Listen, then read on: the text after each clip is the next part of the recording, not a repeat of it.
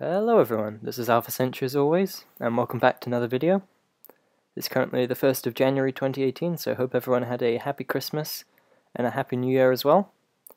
Today we're going to have a bit of a different kind of video. So over the Christmas period I was planning on putting out a few deck guides, because there's a number of decks that I'm really excited about and I wanted to bring out to you guys, but I just honestly haven't had the time, and now it's not even Christmas anymore. So I'm just going to give a bunch of deck lists here, and some of my thoughts about them, just to get some mostly optimized decks out to you guys. This was originally going to be the 12 decks of Christmas, but obviously it's not Christmas anymore, so this is just going to be my January 2018 set of deck lists. I have made an Imgur album that you can check out, that should be in the description. I've also organized them into tiers. But I think it's important to say right away that this isn't going to be a tier list. This is just my experiences with the decks, the ones that I had the higher success rate with, and I think are the stronger decks. This is in no means a definitive tier list, and it's definitely missing a lot of decks, even top tier decks I don't have here. This is just what I've been playing, I wanted to bring to you guys. With that out the way, I guess I'll explain how I rank them. So the tier 1 decks are the top tier decks that I think is pretty ubiquitous. Everyone knows that they're good decks, and I think they're really the decks to beat in this meta. There isn't one specific deck that I think is overpowered or the deck to beat, and that's why there's no tier 0. Zir'an comes the closest there, at the top of the tier list, but I think you don't need to build around him. He's not really that meta-defining, so that's why he's just in tier 1, not tier 0. Tier 1.5 are decks that I wasn't quite comfortable putting in that tier 1 group. They either don't have the results from other people or aren't widely seen as top tier decks, or they have like one specific weakness, they're easily countered. But nevertheless, the tier 1 and tier 1.5 decks are decks that I feel totally comfortable bringing to, say I was climbing for S number 1, I would feel comfortable playing any of these decks. Tier 2 is going to be maybe the ones I have a little less faith in, but nevertheless they're still competitive deck lists. Yeah, these are still deck lists that should have no trouble getting you to S rank. And tier 3 is the decks that I really tried to make work. Yeah, just the one deck. It's a really fun deck. I couldn't quite get it to the level of consistency that I'm happy with playing it competitively, so that's why it's in the good old meme tier. Without any further ado, let's get into the deck lists here. So the first deck list is going to be my tier 1 Desert Thunder list. Now, I won't really say much about this because I've already done a separate deck guide, which you should check out for this deck list. Not much has changed. Actually, nothing's changed. Basic idea is you want to abuse Thunderhorn, Lost in the Desert. So there's a lot of Zir'an deck lists that just play Thunderhorn and Lost in the Desert, and then they play basically other good stuff or aggro cards. And that leads to one type of deck list, and then this is a other type of deck list where you really try and make the most out of your Thunderhorn, out of your Lost in the Deserts. When I find myself playing it against Zir'an, lots of the times I'm hoping he doesn't have Kinematic Projection, say, hoping he doesn't have Repulsor Beast to set up a Thunderhorn, and this is just the deck that does have them. Other decks, like I say, don't, but they just play off the fear. And really, Zir'an just has so much to play around between Lost in the Desert, Thunderhorn, Kinematic Projection, Bone Swarm. Too many cards to play around them all, and that's why he is such a strong general in the current meta. Moving on, this is an Aggro Burn Fade deck list. Credit to this one goes almost entirely to Nelda. I only made one change, which was swapping in blood tiers, but it's basically entirely his deck list.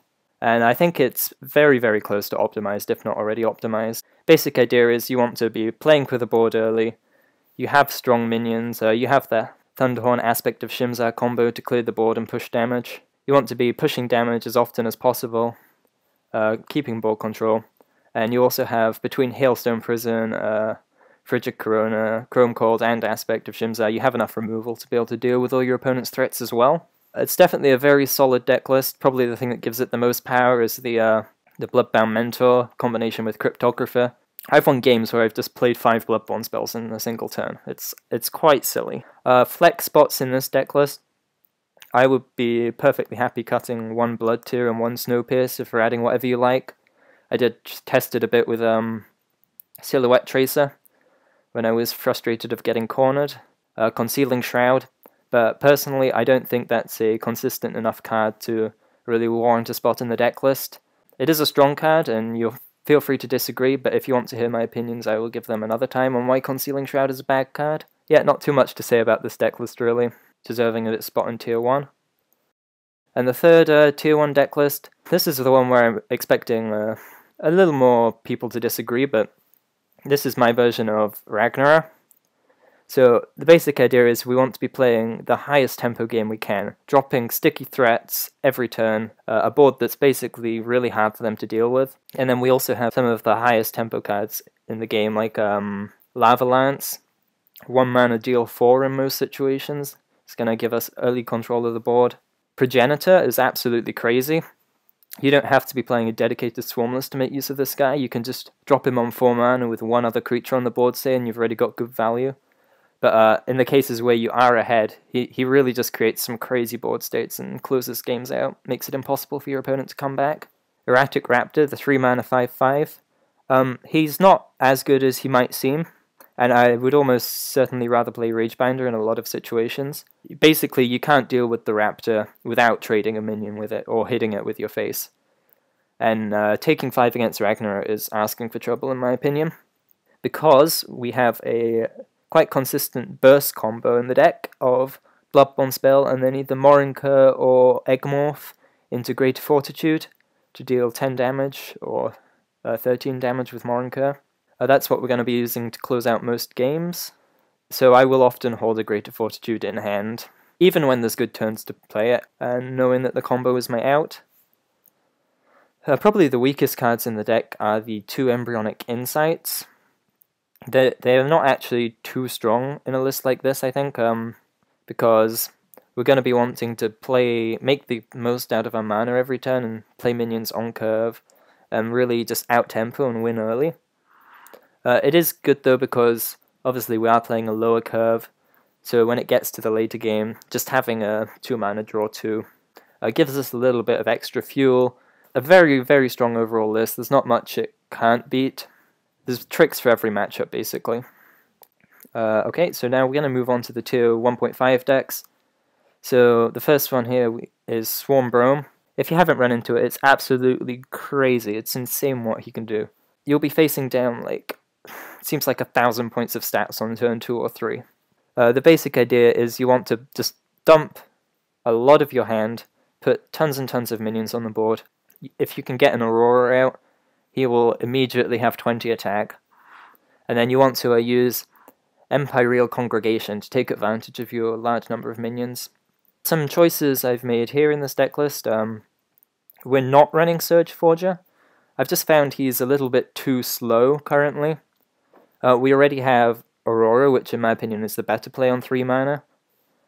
Surge Forger, you can't play him naked, which is a big downside. You have to play him with a lot of minions. He forces you to clump your minions together. It only does come down later in the game, whereas this deck list is going to want to have a winning position by turn 3 or 4. The 3 fealty are absolutely amazing. It really fits in with the snowball nature of the deck. It's 3 mana refill your hand if you're winning, it's 3 mana do nothing if you're losing. So the Sojourner just in there is a bit of extra draw in case we don't draw our fealties, or if we don't quite have enough Swarm to be able to make the best use of them. Sojourner's always a good minion to drop and get some draw. Skywing Glaives, in my opinion, is a solid tool in Brome Swarm.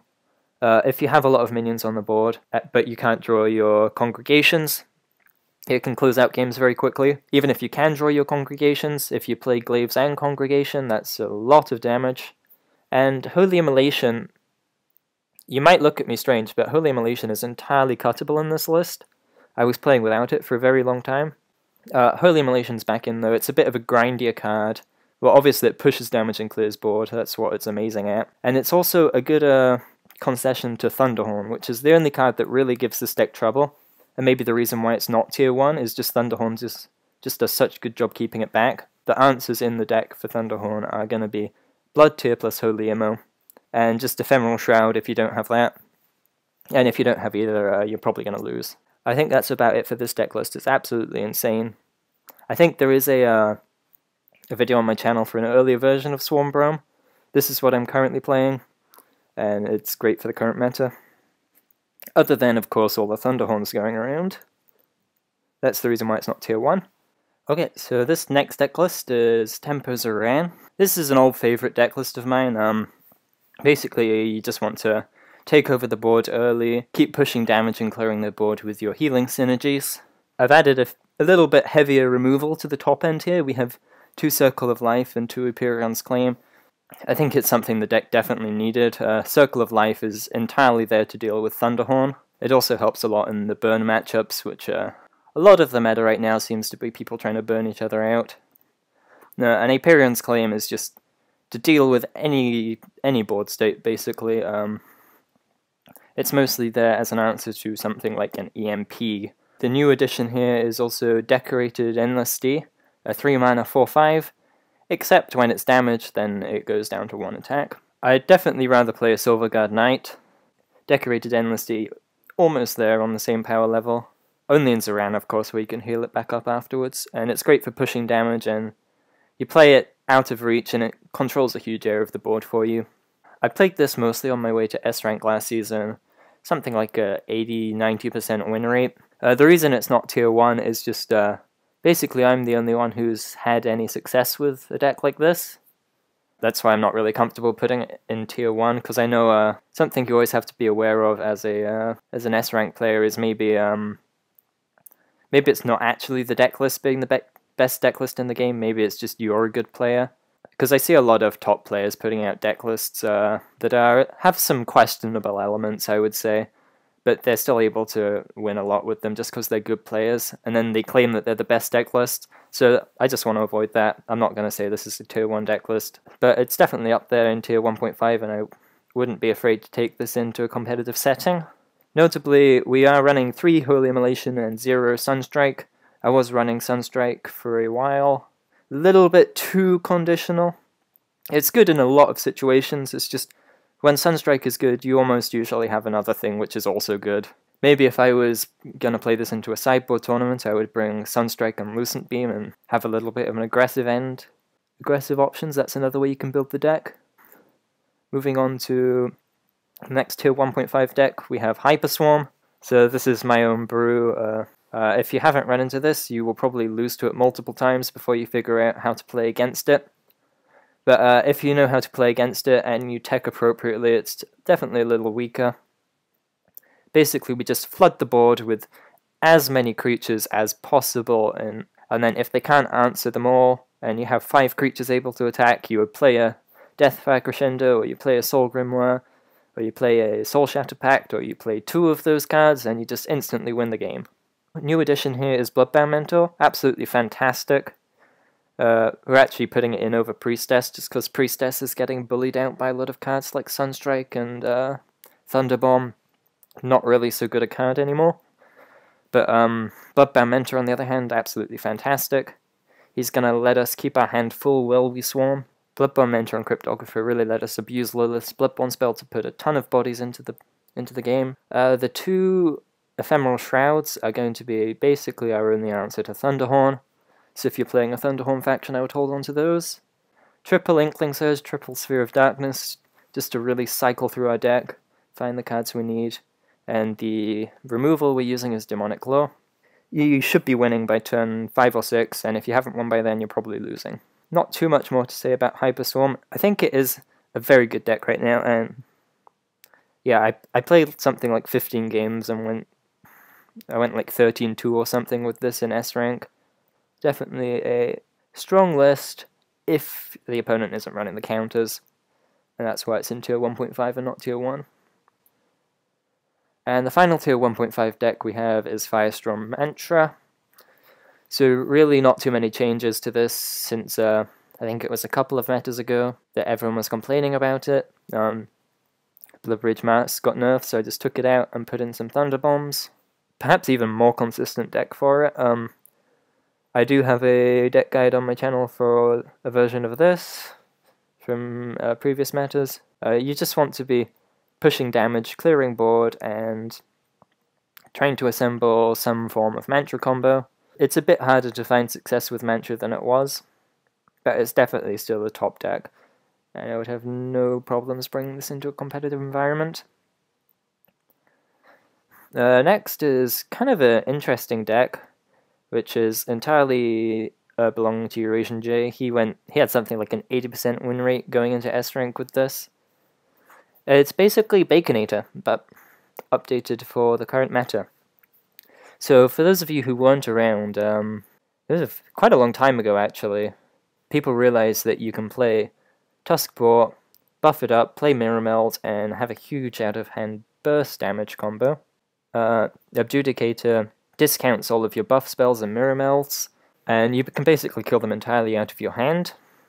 Basically, Saberspine's Seal got nerfed to 2 mana, it used to be 1 mana, and everyone stopped playing the deck.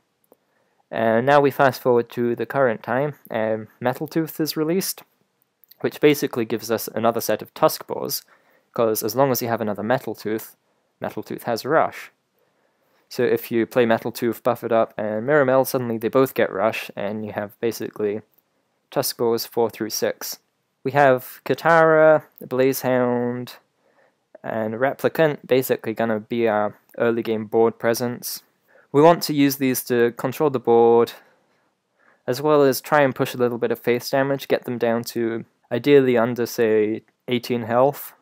All the while, we're going to be playing as many draw cards as we can, Blazehound, Sojourner, Spelljammer, Gotatsu even, just to cycle into our combo cards.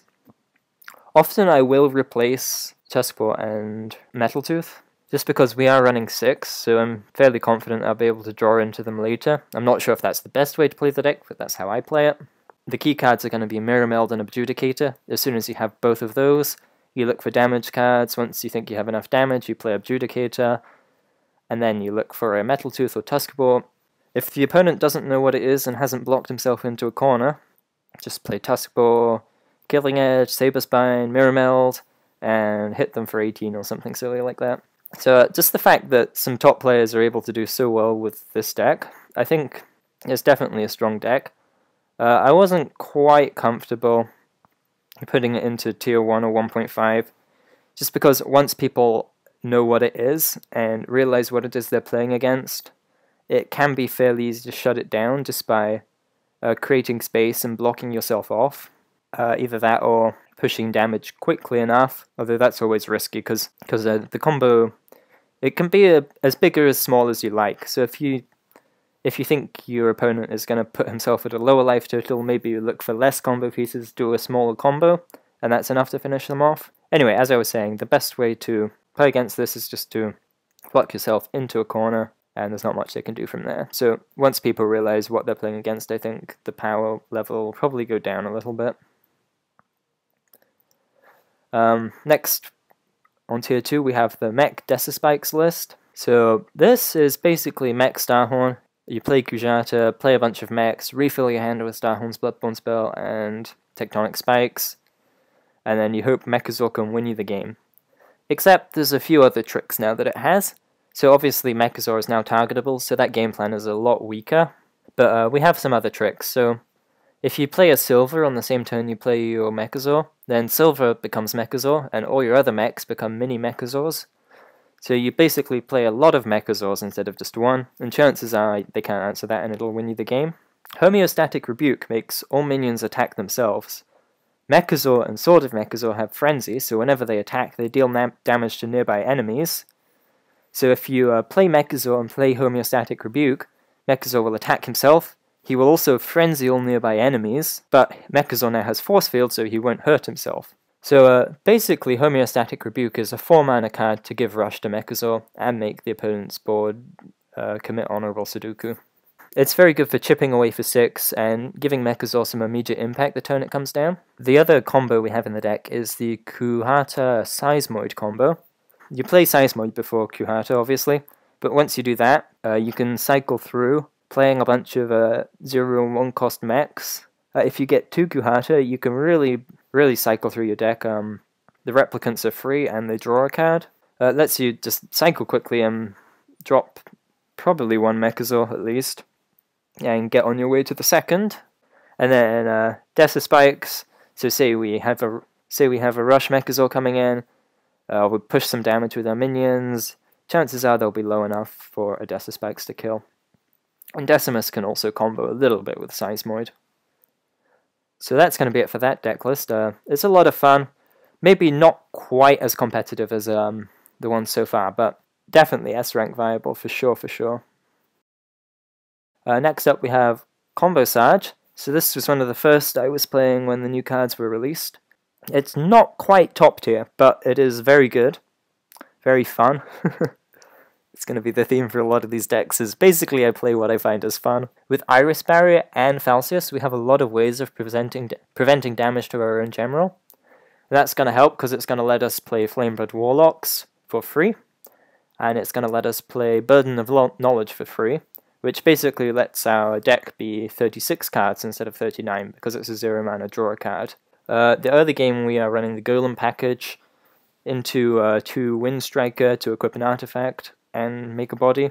And then what we're going to be looking to do is playing our golems early, controlling the board with Falcius and Saji's Bloodborne spell, and then eventually assemble enough combo pieces where we can do something like maybe have a staff equipped and then play staff, tears, and then time Maelstrom to kill them, or just have 3 artifacts and play double tears or something like that. Often with Flameblood Warlocks and going a bit more aggressive, playing a bit of an aggro game, and then we can finish them off with a weaker combo like Falcius, Time Maelstrom, say. Some combination of combo play and aggro play we'll see you through with this deck. Finally, moving on to a Kaleos deck. I think this was the first deck I ever published, was a midrange Kaleos deck. That was kind of a move backstab deck with Onyx Jaguar. This one, going for a bit of a heavier later game plan, because Songhai's recently got a lot of stuff, or Kaleos has got a lot of stuff that is good in the later game, so Zendo is fantastic at pushing damage and just being a must-answer threat. Thunderhorn is something they're going to answer every time, just because everyone's scared of Thunderhorn right now. Eternity Painter, a 6-mana play that will clear their board. And EMP. EMP is a little bit overtuned right now, not going to lie. I kind of hate myself for playing it, but it's great in Kaleos. The theme of the deck here is going to be the assassination protocols. So this is what's going to let us make high-tempo plays, so we can do Sunsteel Defender assassination protocol and kill something for free. Or we can do Thunderhorn assassination protocol and clear their board. Or even an EMP assassination protocol, dispel everything, wipe something out, and still have a 9 whatever.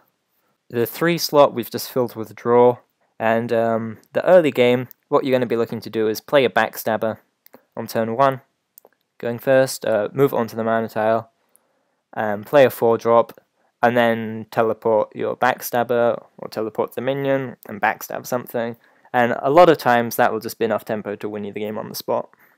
So Kaleos definitely has a lot going for him this meta. He is a little on the weaker side compared to the tier 1 and tier 1.5 deck lists.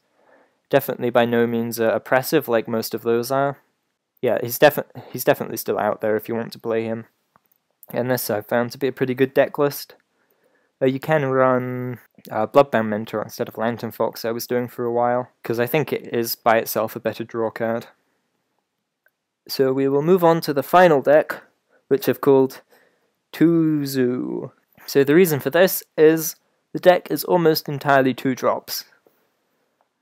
So what we're going to be wanting to do is play a 2-drop on turn 1, 2 2-drops on turn 2, as many 2-drops as we can every turn of the game.